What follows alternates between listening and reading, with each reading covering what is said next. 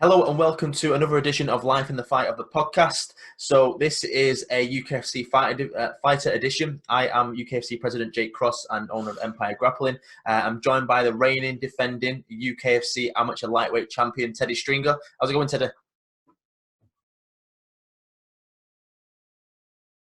Good, thanks. I'm good, thanks, mate. How are you? Good, man. That paused a little bit. I don't know what happened then. I know, it left me on a cliffhanger there. So yeah, good. I'm good. Thank you very much for asking. So we'll start off. Let people know who you are if they don't know you. Let's get to know Teddy a bit more. So you're 19 years old. You turn 20 later this year, from right Yep. August time. August, yeah, Yeah. 20 in August. So as a 19-year-old, your record is now 6-2, but you're undefeated in UKFC. You're 5-0 in UKFC. Yeah. Formerly of 53 Degrees, but now a squad jiu-jitsu. Yep. Like we said, UKFC lightweight champion. Just talk to us a bit about how you got into this sport, how old you was there any influences? Yeah, I think I was about 15 when I actually went to my first jiu-jitsu class. I started off with James Boyle. I think I saw, it must have been the rise of Conor McGregor and all that, Ronda Rousey, and I just saw it and thought, that looks cool. Then I just Googled jiu-jitsu gyms near me, and then the rest is history. I turned up and started off once a week, and then it was twice a day, 6 days a week. So Is that in it was, Chesterfield? yeah, in Chesterfield. It's only about 10 minutes away from my house, the first gym that I found. So it was ideal, really. So when you started, what was your aim? Was it just to try something new, get fit? Was it always an aspiration to get in the cage?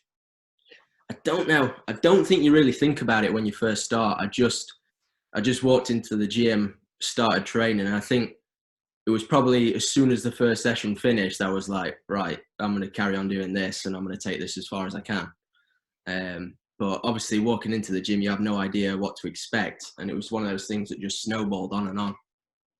Just someone want to touch on from behind you. So normally, guys of your age normally have football posters or posters of ladies that they like, something like that. You've got a world map, so that's world Yeah, domination, man. and you've got a jiu-jitsu phenom over your, I think, your right shoulder. Yeah, got Kurt Osiander up here So, representing. so that just sums you up. That's what your mindset is right now: world domination, Yeah, and to meet the pioneers and idols that you look up to. exactly. I chose that backdrop purposefully, you know. I'm just there with wrestling punks and UKFC and Empire medals. Yeah. So you've touched on how you got into it. hmm When you are under James, what was the first instance where you're like, right, I am going to step into the cage now, and what made that decision? I was training purely jiu-jitsu for about a year before I actually did any stand-up or MMA work. And then I think it was about 2 years into training that we grew the gym. We moved into a new location. We were getting bigger and bigger, more sparring partners. And there was never anyone who fought at our gym. There was no active fighters. A lot of people did grappling competitions, but it was one of those things that I was just training so hard and I was so hungry. We all just kind of thought it's probably about time I had a fight, and we were looking for shows. And obviously, my debut was with you guys, so it just so happened that it came around. We saw the matchup. You were looking for someone, and then boom, I had my first fight. So I remember, because you're in the same hotel as us, you're in the same Yeah, hotel as Steve Cook, and we just mentioned that we'll maybe do an interview with you, and you were hungry for that. You wanted the yeah. airtime. So, and you were quite a natural, if I'm honest with you, when you did sit down with me and Thank Steve. you. Um, so, as someone that was what, 18 months ago. Yeah, So 18 months ago, you would have been just turned 18 at the time. yeah. What sort of mindset was you in going into your debut, but then getting a pretty big interview, getting used to camera, speaking? What was all that like? Um, it felt good. It was nothing. I've never been anyone who's struggled with pressure or anything like that. I mean, the only time I remember getting nerves was my first ever jiu-jitsu competition. Came onto the mat, and then as soon as I came off, the whole middle bit, the match was a blur, just the adrenaline and that. And then from there on, I don't think I've ever felt nerves or pressure in competition because I do it every day. So it felt good. It felt right. It felt like a big build up when I was getting that interview with you guys. It got me ready for game time, I think.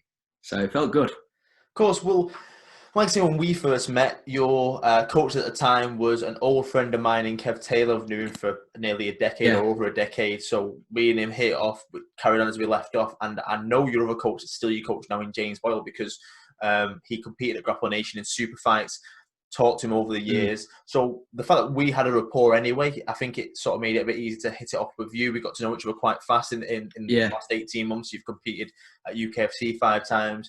You've competed at Empire numerous times. So I feel like it feels like it's been longer than 18 months. It is crazy to think that 18 months ago, you wasn't even a debutant. You was just looking for a fight, give or take. Just before we go on sort of the first fight and through your career, what's the last 18 months felt like for you? Good. It's been a blessing, really. I feel so lucky the way that my career's gone, because thankfully I've been able to teach and work at the gym. So I've essentially been training like a professional for the last 18 months. Been training twice a day, being able to rest up in the day, then teach classes and just maintain the gym. So fortunately, this past 18 months has just been dedicated to fights, and that's how I want the rest of my amateur career and professional career to go on. And I think that's what gives me a big advantage, the fact that I can dedicate so much time to it. So the past 18 months have just been amazing, training and fighting. That's it, really. That's been life. Awesome. So first fight was James Seddon, if I remember right. That was Blackburn Predators. You both were making your debut, and you won that by Darce choke. Mm-hmm. So I think that day, if I remember rightly, you and a teammate were on the same card. No. Was it the fight afterwards? That was a couple shows on, yeah. Gabby Lolo, I think that might have been. So James Seddon's out of the way. You've got the debut, the nerves out of the way. Then you, I think around 2 months later, give or take, you are on Cage Warriors Academy Northwest against Mike Thompson. You're 1-0, he's 2-0, similar record. So you put you together. That was a split decision loss.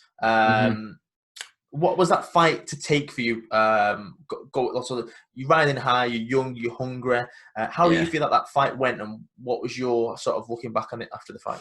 I mean, I can watch that back and I can see the argument both ways, for him winning, for me winning. I personally came out of that fight ready to have my hand raised by the referee, and I didn't. But it humbled me a lot coming off that first win. Then I was stepping up, fighting someone with a better record than me. I think I almost got a little bit carried away with it, in terms of I might have not taken it as seriously as I should. And I see that as a big turning point for me in my career, just because since then, it's the ultra focus. I've known that feeling of loss is so low. You don't want that. It's coming to the back after a win is amazing, and coming back after a loss is just awful. So that really switched me on and motivated me a lot more after that. So as crap as it was losing, it was a blessing in disguise, I think. So that makes you 1-1. That ends 2018. That's sort of technically your debut year or debut few months. Then 2019 hits, Cage Warriors 101. Was that in Liverpool? I've got that right? Yeah, in Liverpool. So that was in Liverpool. You engaged Richard Lunt. You both won 1-1, 1-1 loss. So it's the fairest fight you could find at that point for him and you. You win that by ground and pound in the first round. So 1 minute 53, it says here. Going into on a stage like Cage Warriors, Liverpool Echo, coming off a loss, and then that win. What was all that like? That was awesome. I mean, the venue, the whole setup at Cage Warriors, because it was on the professional show, that felt amazing. But that was a serious fight camp coming up to that. The eyes were all on just performing on February 16th, I think it was. Yeah. We were building up every day, working to that. We had 8 weeks solid work. Tom Somerset, my teammate, made his debut then as well. So that helped a lot, because we were both just training together, pushing each other in the gym. And that was such an experience for me. That fight went flawless. I didn't get hit with one shot in that fight. I rocked him with a 1-2, took him down, ground and pound. So that really just showed me the discipline I needed to carry on to maintain throughout my fight camps to get the performance. Awesome. So about 5 weeks later, the next UKFC, Yeah. you're back on that card against Gabilolo. You're 2-1 now. He's 1-0. So it's similar record again. You're building your way up, which is great. You get the Darce choke in that fight. So you're riding high now. What's going through your head in this fight? Looking at the finish, because Gabby is a big kid. What do you find that anything do you struggle in that fight, or was it quite straightforward? Yeah, it was a good fight. Gabby, he was a big character coming up on the weigh-ins and stuff, and it almost made me want to get that finish even more. He was eyeballing me from across the cage, like looking around the camera like this, and I just thought, fuck this guy. So I just just put it on him, and 36 seconds, I think it showed a little bit that just he was a big character. He was a big guy for lightweight, but I mean, I just showed the discipline and the work, the levels between us there. So it was a good fight. I like that one. A good little finish as well for the highlight reel. So you're now 3-1, 2 back-to-back victories, 2 back-to-back finishes, and then we basically say that we've got Aftab Javed from Reps MMA. You're 3-1, he's 4-1, and we basically say the winner of this fight is going to get the #1 contendership. So that was June last year, so just less than a year ago. Different fight than you've had previously, because I think your head, from outside looking in, you thought, I need to get the win no matter what. I need to get towards that belt, and you took quite a clever and smart game plan towards it. What was your mindset going into this fight? It was obviously a different fight. Everyone I've fought previously kind of had more of a stand-up background. And watching Aftab before that, I saw he picked up a few wins by like knockout with just like big hooks and stuff on the feet, but his strength was obviously the ground game, and that's where my strength is too. So I just kind of went into that fight looking to feel him out on the feet, and I think it was pretty much every round he initiated the takedowns with me, and I just good cage work throughout the fight camp. I turned it round and got on top, and just a slow grinding pressure game. It was hard to posture up and get strikes in to get the finish. There was a few times where I got close, but because he had a good grappling background, he just kind of held everything in tight and stopped me from working for a finish. So respect to Aftab. I love Aftab. He's a good guy, and he's a good fighter as well. He's got so much heart. That's the thing with Aftab. Yeah, I feel like going into this fight, you were 3-1, and it was a big fight, #1 contendership against an experienced older fighter. I feel like that was sort of the learning curve and the change of mindset for you, whereas like, right, big leagues now, let's take it up a level, let's be smart, let's go in with a game plan, let's try and get the win. I'll try and get the finish, but it's the win's the end product. So the next fight, it wasn't your original opponent. I don't think it was your original 2 or 3 opponents for the lightweight title. We had a vacation of the title. We had 1 or 2 people step in and step out. And then last minute, we got Leon Williams. I can't remember the time span of what it was, but he was he is from Manchester Predators. He stepped in last minute. You're 4-1. He's 4-0. So he's undefeated. I think, if I remember rightly, he just won the Budo title. Yeah, he just won the Budo featherweight title, I think. Yeah, so he stepped up for you. So a weight class. So all respect for him. But you had a goal to become lightweight champion. He had a goal to take that away from you. What's your mindset then from 29th of June to 5th of October? You've just beat Aftab, you're #1 contender. You know you're going to fight for a belt no matter who the opponent is on UKFC. What's them sort of 3 months leading up to it, knowing that you're going to fight for your first title, a year anniversary to your debut? Yeah, it was good. I think I was originally meant to fight Connor Hughes from the MMA Academy. That's right, yeah. So I was looking forward to that matchup because obviously he's got good striking. He's good to watch. So I was preparing for like another striker versus grappler sort of matchup. And yeah, it was just 8 weeks hard work. I knew I had to push the fitness and make sure I was ready for 5 rounds rather than the 3 that I've been preparing for before. And then when Leon stepped up, it was a good fight. Fair play to him for stepping up, but I think I just worked so hard for that. I put in a massive fight camp, like 10 weeks, just building up to it. My fitness was peaking. My sparring was there. It was just everything was going perfect for me. And I felt like it just showed the levels between us that night. Just the hard work that I put in that fight. I think he might have been coming off of a title fight, but he wasn't there with the fitness, the mindset. He wasn't as dedicated and had that time to focus on it like I had. So I think that's why the fight went the way it did. So you're now 5-1. You are 4-0 in the UKFC cage, and then obviously after the mic, I think you're speaking to Brian Lacey at the point. You knew, is it Brian? Is that right after that fight?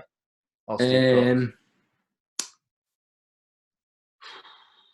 don't know. I think it might have been Steve. Steve. So yeah, you said to him on the mic that the IMMAF, the International Mixed Martial Arts Federation, is it the World Championships? Yeah, the Worlds in Bahrain. Yeah, is it in Bahrain? So you knew that was next. You said, "I'm going to go away. I'm going to try and do everything I can at the Worlds." So that was literally a month later. So you go over to Bahrain. Now the first time out of the UK for a fight.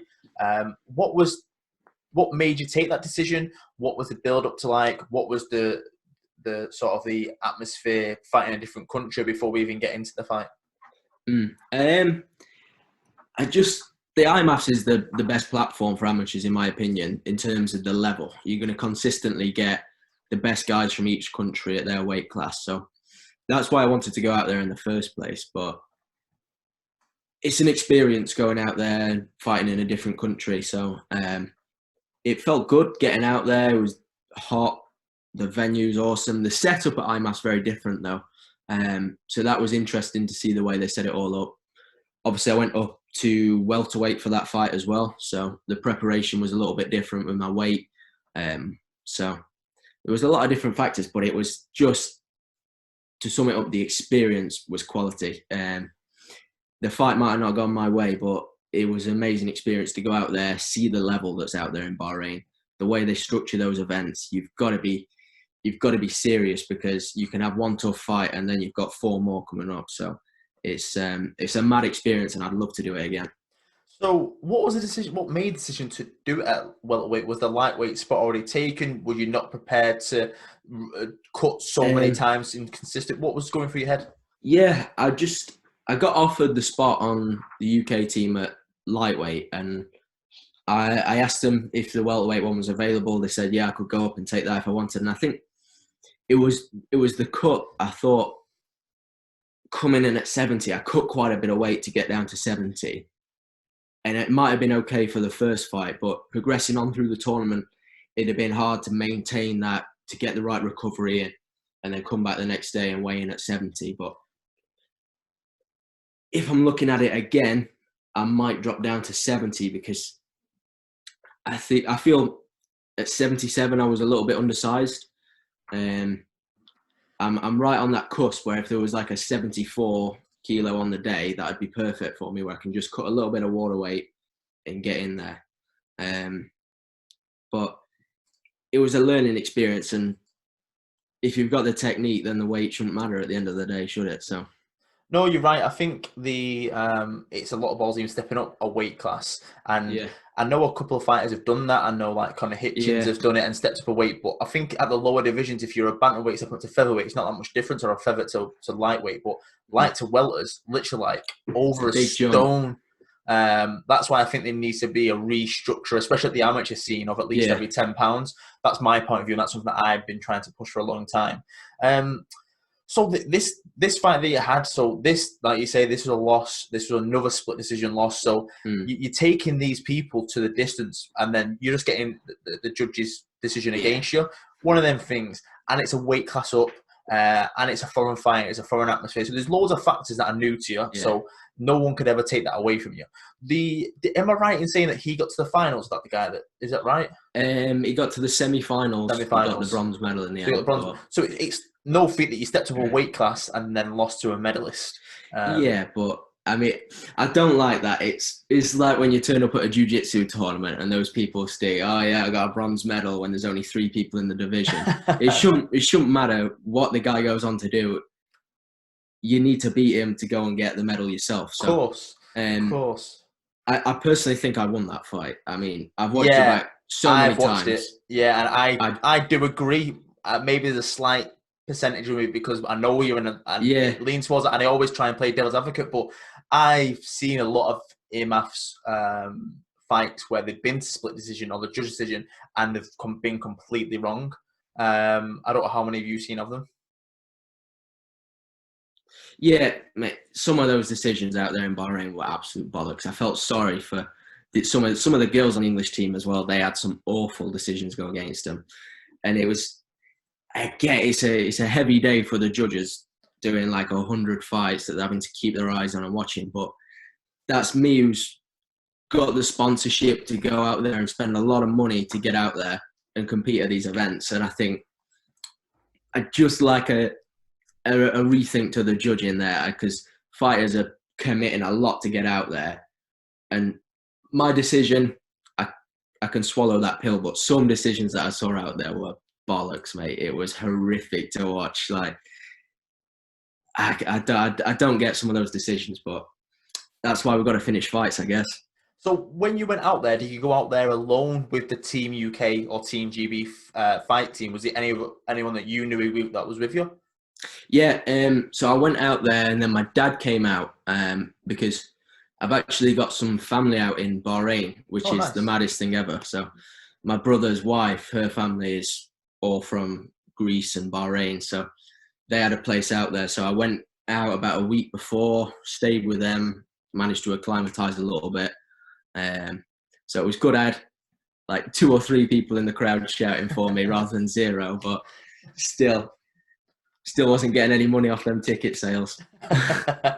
So that's an amazing thing to go halfway across the world and then to have people around you that you know are there and got your back. What was it like to be part of Team UK, Team GB, whatever they're called these days, and be under that coach tutelage, tutelage Yeah. with people that you don't not normally around? What was it like having the team around you? Like you say, you felt sorry for the ladies that had judges against you. Yeah. Did you make friends through that? Like people that you would want to stay in touch with?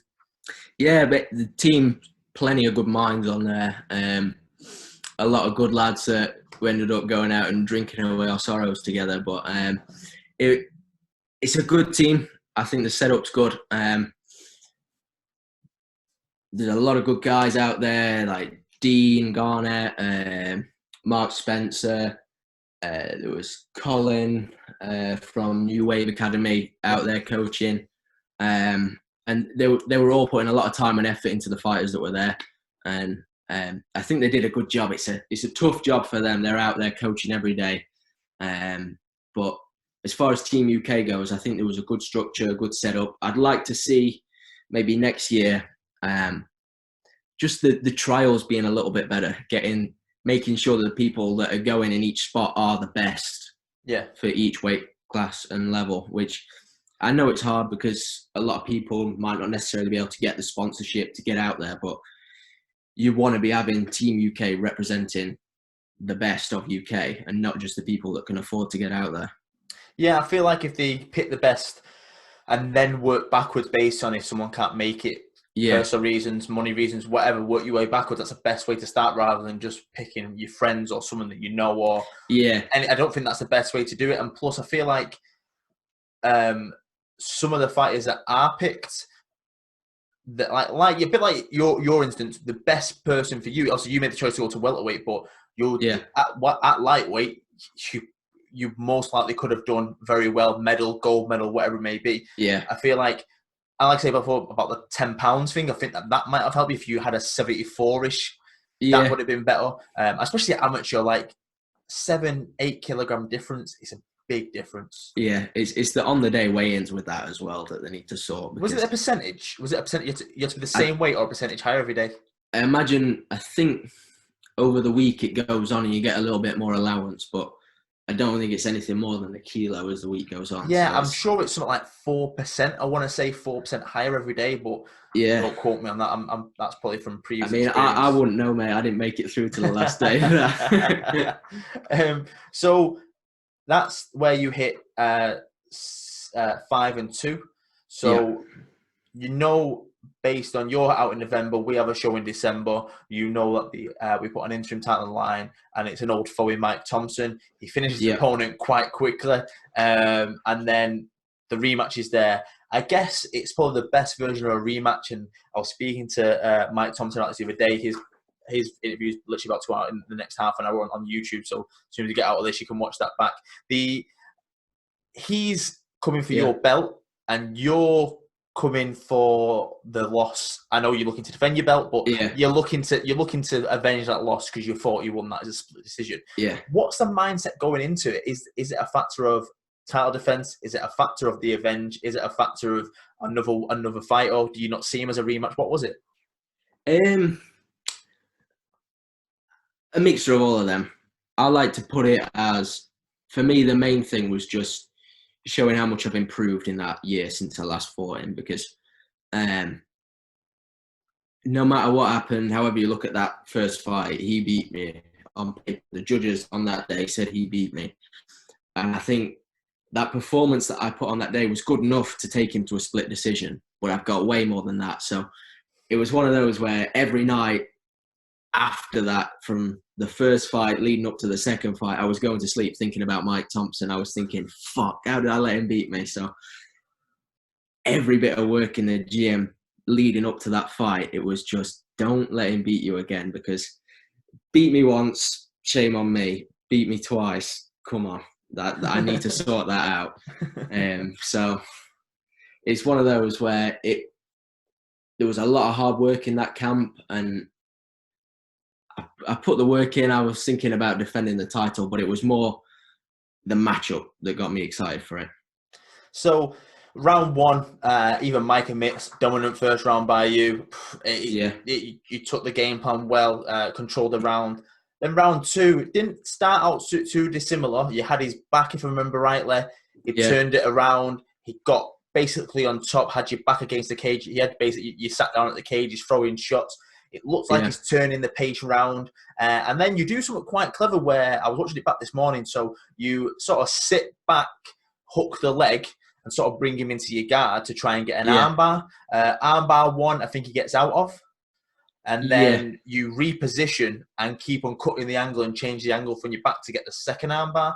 What's going through your head after the first round, how much you dominated thinking, right, I've got his number, to then he starts to turn it around? What's sort of going through your head in them instances?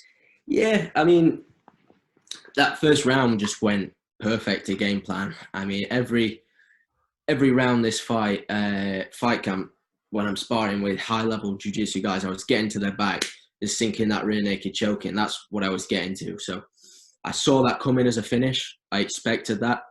And he did well in the first round. It was just like trapping my gloves in with his arms. And it was just like so frustrating. I didn't want to expend lots of energy trying to get my hands free if there was only like 30 seconds left of the round. So he played it well, just kind of keeping me there, staying safe. And then the second round, same again, take him down, mount him, land a few strikes. I think I take his back again. So I'm thinking, same thing, let's get the finish now. And I readjust and I'm slipping off a little bit. So I go onto the armbar off his back, end up on my back. And I'm kind of against the cage there. He landed a few strikes and he had loads of tables round, and you can hear them all going mad. And they're thinking, oh, Mike's got it now. They're all going nuts. But I was just calm as anything in there, thinking, yeah, cool, right. I can either work my way back up the cage and strike with him, take him down again, or I can just, there's about a minute left of the round, take it to my back and work my guard game. Because in a pure jiu-jitsu match, the guard is something I love. I love popping up my triangles and all of that. So I thought, screw it, mate. I've won the first round. I've probably got this second one. It's 50-50 going in. So I just pulled it to my back, popped up a few arm bars, and happy days. Yeah.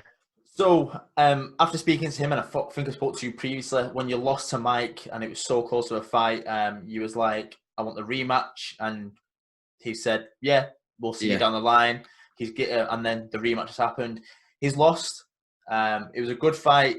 And I think you would agree as well. No, none of you really took much damage in that fight. It was a very calculated fight from both of you. You controlled the majority of it, but when it was more attacking the submission takedowns.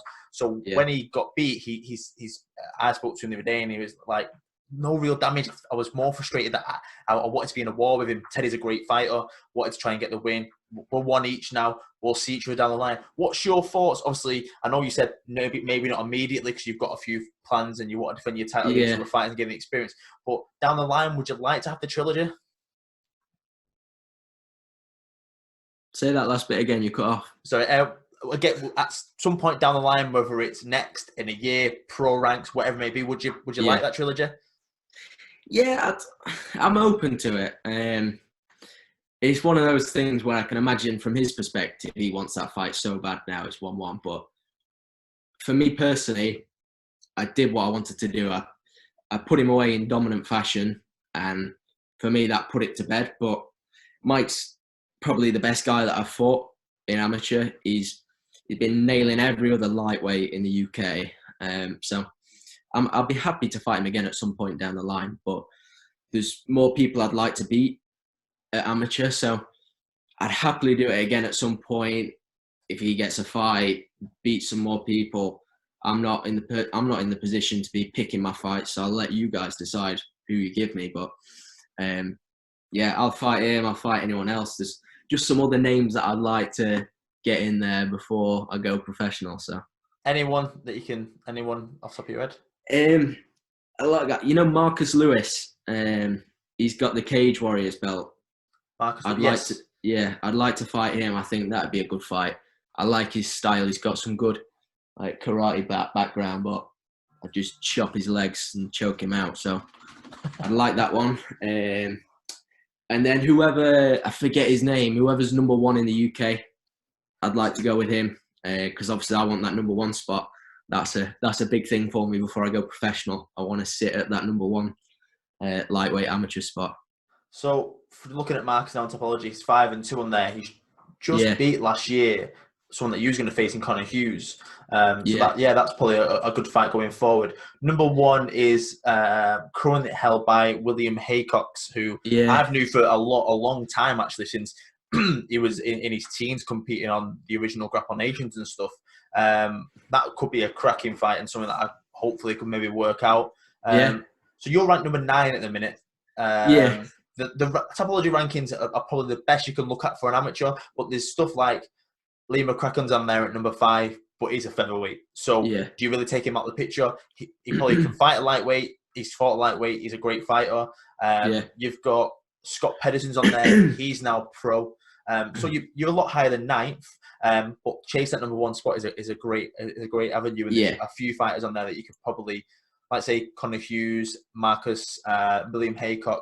I think if you fought them 3 before the end of the year, that's not a bad year, really. Obviously, depends how long this lockdown takes into effect. Exactly, mate. It might have to be an active few months. A lot of people have said that. And obviously, there's one thing saying and then doing it and having the avenue to do it, and obviously keeping fit and healthy. Before this whole epidemic and pandemic happened, what was the game plan after Mike? Was a return? Was there how many fights you wanted that year? I think the plan was I was going to try and jump on your May show. And then I was looking at the Euros again at IMMAF, and then was that June, July? August, I think they were aiming that for. Oh, it is Italy. Okay, and then getting a couple more done in between that and then the Worlds at the end of the year. So just trying to be as active as possible and getting the best level fights. And I think at this stage of where I am at amateur, I think going to the IMMAF tournaments is probably the best matchups for me, where I'm going to get tested the most. Cool. So we just touched on the lockdown and COVID-19, and literally it's affected every single person on this planet, which is very rare these days that something so big can affect 7 billion people.